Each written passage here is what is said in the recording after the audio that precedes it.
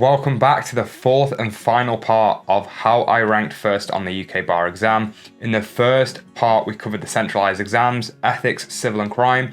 The second part, we looked at the advocacy exams, which included submission advocacy, examination in chief, and cross-examination. In the third part, we looked at ReDOC and the conferencing exam, and we're going to wrap everything up today with legal writing, which includes drafting and opinion writing.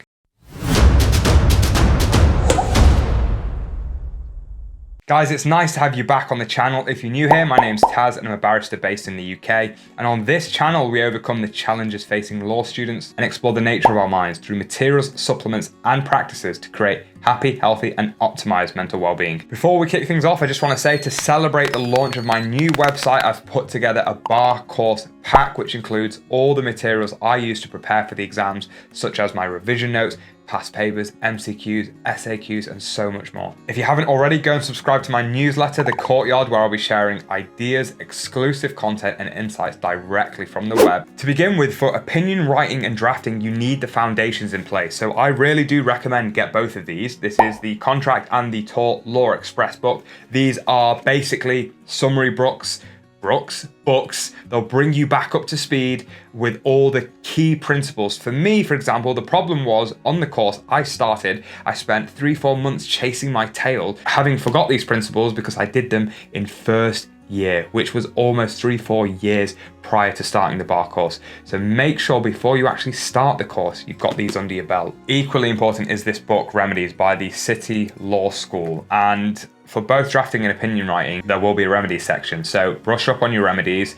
Don't worry if you don't have this book. I've drafted up the main chapters in my bar course pack, but I've also included a 3 or 4 page summary of all the key remedies just to bring you back up to speed. What's really helpful to get under your belt as well is having a core statutes checklist. This is the statutes that you're likely to encounter through opinion writing or drafting. An example would include the Sales of Goods Act. This book is the BPP Law School Core Statute book. A lot of it is included in here, but to make it easy for you guys, I've just included the checklist in my pack. Be aware of fatal flaws in opinion writing and drafting. Normally, it's where barrister is considered to be negligent. How this might arise is that if you fail to sue the correct party or the main party, or you actually fail to identify what the main causes of action are in the question, or if you fail to claim for what the main damages could be for a client or fail to advise them of that. Last thing to say is I'm not actually sure if they've changed the structure of the exam. It used to be you were meant to do it in a hall for 5 hours like a written exam.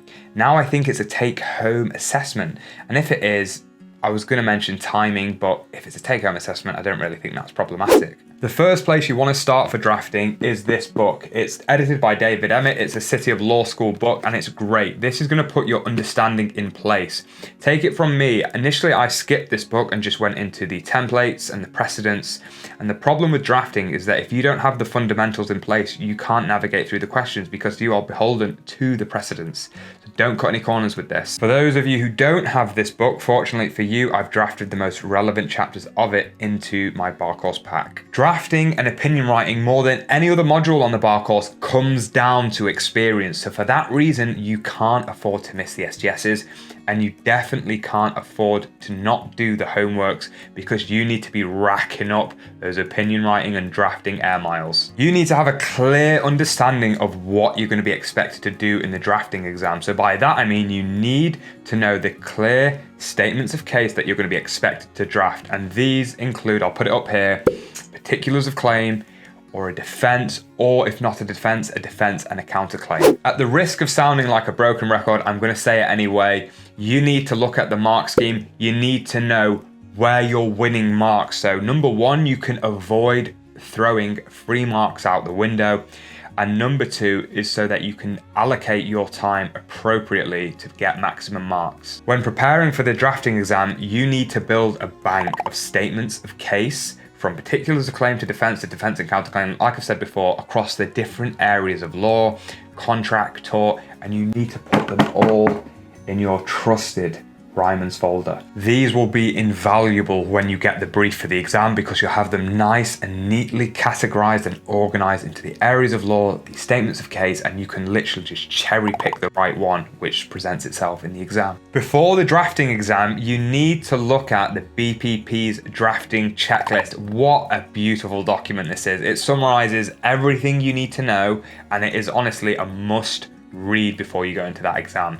Final thing to mention, my bar course training pack includes all the templates that I used, in addition to the actual exam question that I was presented with and my answer to help you guys out. The number one tip for the exam is that for each of the substantive areas of law, you need to have drafted a one-page summary of what are the basic elements of that statement of case that you need to follow in the exam.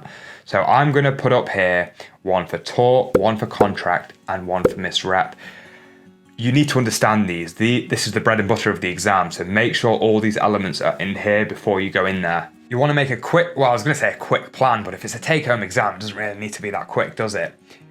Either way, the elements of the statements of case that you have, make a plan and just include one-worders of what's going under each heading, such as what's the cause of action, what are the remedies available, because that's going to be your guide through the exam. Next, check your list of statutes and see, are any of these relevant to the question in front of me? With drafting, the rule is always pitch your case at its highest. We're going to do the methods for particulars of claim and defense. So let's start off with the particulars of claim. Remember, this is just a rough guide. So the first thing to do, identify what's the cause of action.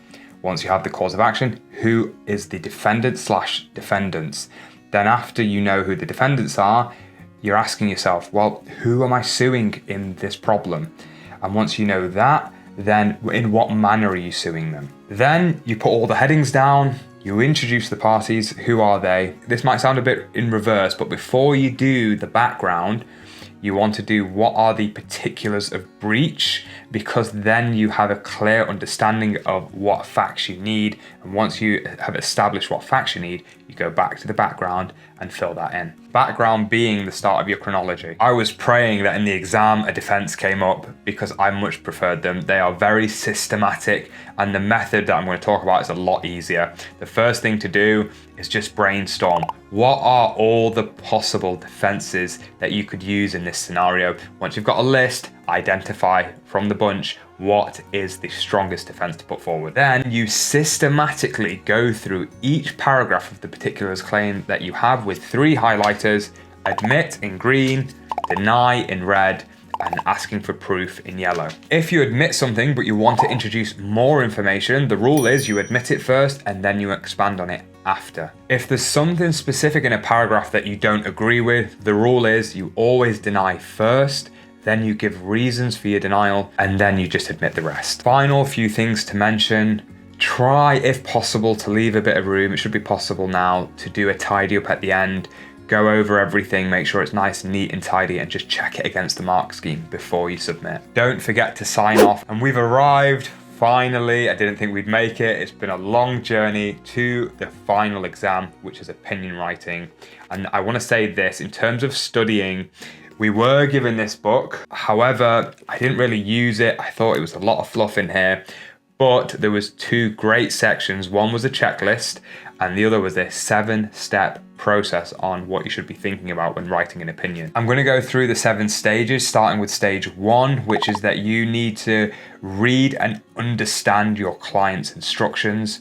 The second stage is that you need to answer the primary question, which is, what is it that my client actually wants to know? Stage 3 is absorb and organize the facts. And then stage 4, once you've done that, is construct a legal framework, which you're going to use to draft the opinion. Stage 5 is look at the case as a whole. And then stage 6 is answer all the questions, ending with stage 7, which is consider your advice. I'm not going to beat the attend the SGS's drum again, because you know what it is. What's very helpful to know from the outset, especially for opinion writing, as it is for drafting, is what are the substantive areas of law that I'm going to be tested on, such as occupier's liability, breach of statutory duty. These areas are all included as I don't want to say an exhaustive list, but as a comprehensive checklist in the opinion writing handout. Equally, so is the list of statutes which you are likely to come across. For your benefit, I'm going to include the two lists up here so that you've got a visual reminder. Let's talk some exam prep for opinion writing.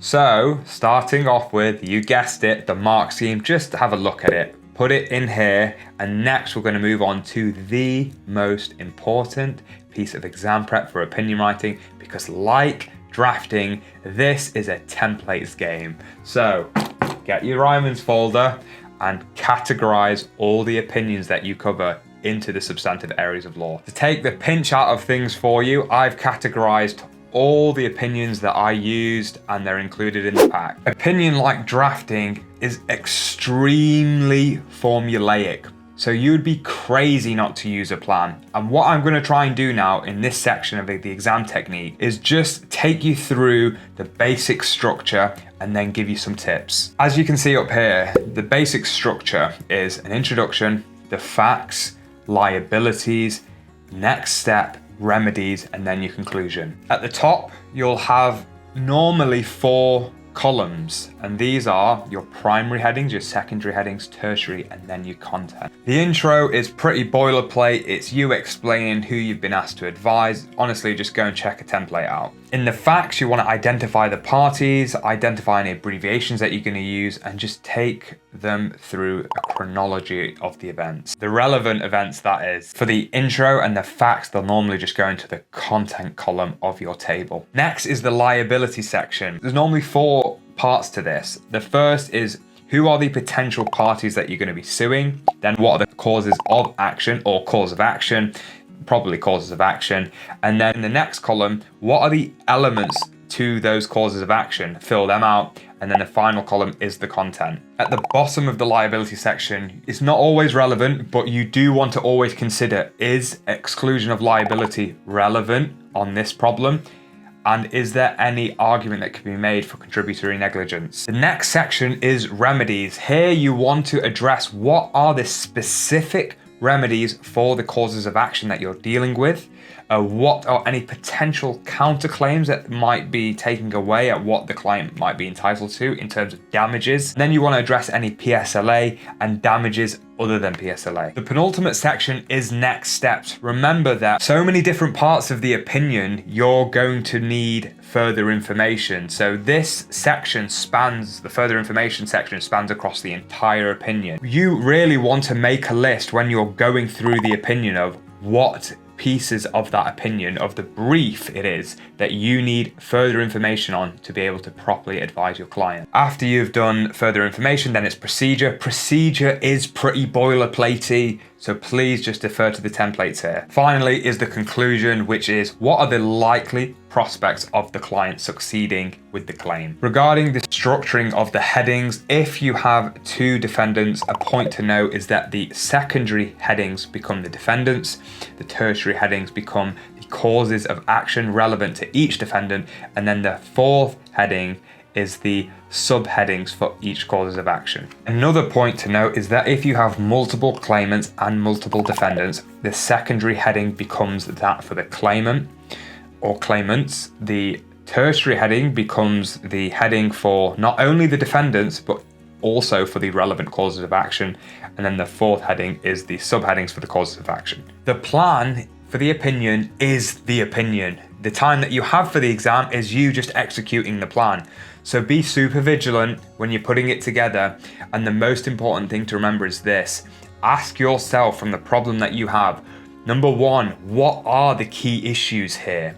And what issues exist, but I could potentially deal with these in a one-liner. And this will allow you to organize these issues, ranking them in order of their priority. And once you've ranked them in terms of priority, then you know exactly how much time you need to allocate to each. Remember that you are being marked on weighting in terms of how much weight are you giving to particular issues in the opinion. That is a skill of a barrister. So keep that in mind when you're making your plan. When deciding which defendant or cause of action to put first in your opinion, how to organize them, remember you want to lead with your strongest case. So that might be in a legal sense where you have a very strong cause of action against a party, but equally you need to remember Is there a remedy available there? Does this party have the money to pay? And if they don't, that should come into your consideration. Final few things from me. We can't be throwing free marks out the window, so things like spelling and stuff like that, you should have that down. The second is that if you're in the exam and you're not sure what the cause of action is, my advice to you would be go with your gut. And the final thing to say, do a timed run on the mock. It's always good to know how long this thing is going to take to put together. Wow, that was a monster to put together. And I put this together because when I went into the bar course, I went in blind and I thought, you know, something like this would have been such a big help. So I do hope it's made the difference. I'd love to hear your thoughts down in the comments below. And if you want to support the channel, then make sure to like and subscribe. It really does encourage me to continue developing the channel. And other than that, guys, you know what it is. I'll see you at the next one.